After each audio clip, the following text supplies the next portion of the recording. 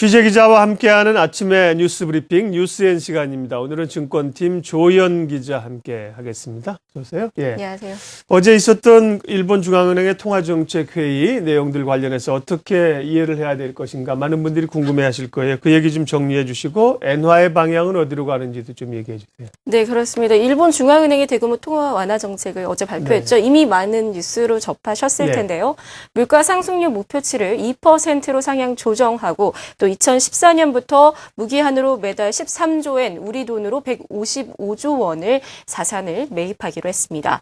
우려와 달리 우리 증시에 미치는 영향은 사실 좀 제한적이었고요. 일본 증시도 오히려 좀 시큰둥한 모습이었습니다. 하락으로 마감했죠. 무엇보다 이번 BOJ의 발표가 엔달러 환율을 더 낮추지는 않았다는데 이목이 쏠리고 있는데요. 증권 전문가들은 엔화 약세 추세가 당분간은 완화될 것이라고 내다봤습니다. 불확실성이 해소된 만큼 엔달러 환율이 90엔 선을 고점으로 숨고르기 양상을 보일 것이란 전망입니다. 한편 일본과 미국이 공격적인 양적 완화를 연이어가면서 우리나라 고액자산가 이른바 슈퍼리치들의 투자 패턴도 바뀌고 있는데요.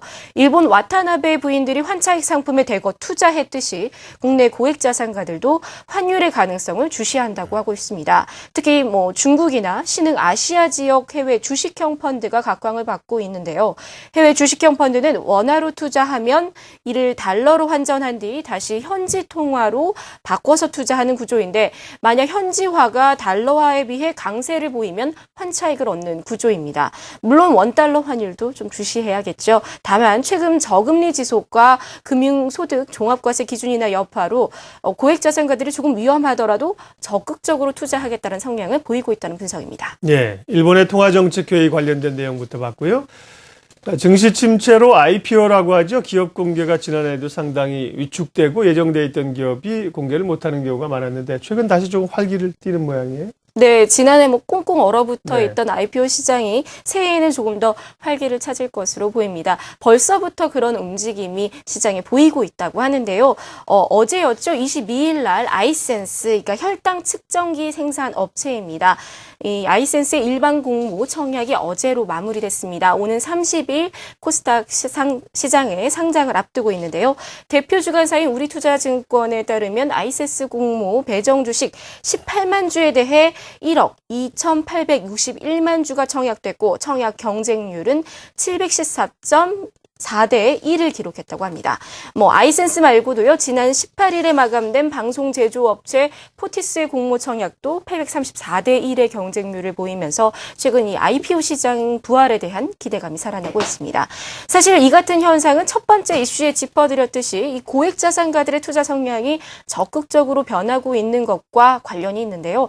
최근 증시가 지지부진한 흐름을 이어가고 있고 이 금융소득 종합과세 기준 하향 조정에 따른 우려가 커지면서 알맞은 투자 대상을 찾는 자산가들이 공모주에도 높은 관심을 보이고 있는 것으로 나타났습니다.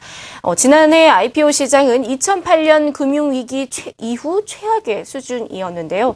올해는 우량 중소기업들이 대거 상장을 준비하고 있다고 합니다. 과연 이 아이센스와 포티스의 성공적인 공모주 청약이 올해 IPO 시장의 부활의 신호탄이 될지 주목됩니다. 네, 계속해서 기업 소식입니다. 대한해운의 매각 절차가 진행 중인데요. 우선 인수 협상자가 선정이 됐군요. 네, 그렇습니다. 대한해운의 인수전 시작과는 달리 CJ와 SK 등 유력 인수 후보들이 한 발 내빼면서 다소 맥이 빠진 가운데 우선 협상 대상자로 사모펀드인 한행컴퍼니가 최종 선정됐습니다. 업계에 따르면 한행컴퍼니는 입찰 경쟁자인 제니스 파트너스보다 높은 1,500억 원대의 인수 가격을 제시한 것으로 알려지고 있는데요. 앞으로 한행컴퍼니는 대한해운에 대한 정밀 실사를 통해서 인수 가격을 최종 조율할 예정입니다. 하지만 대한해운 측과 법원은 2천억 원 이상의 가격을 희망하고 있는 것으로 전해졌죠.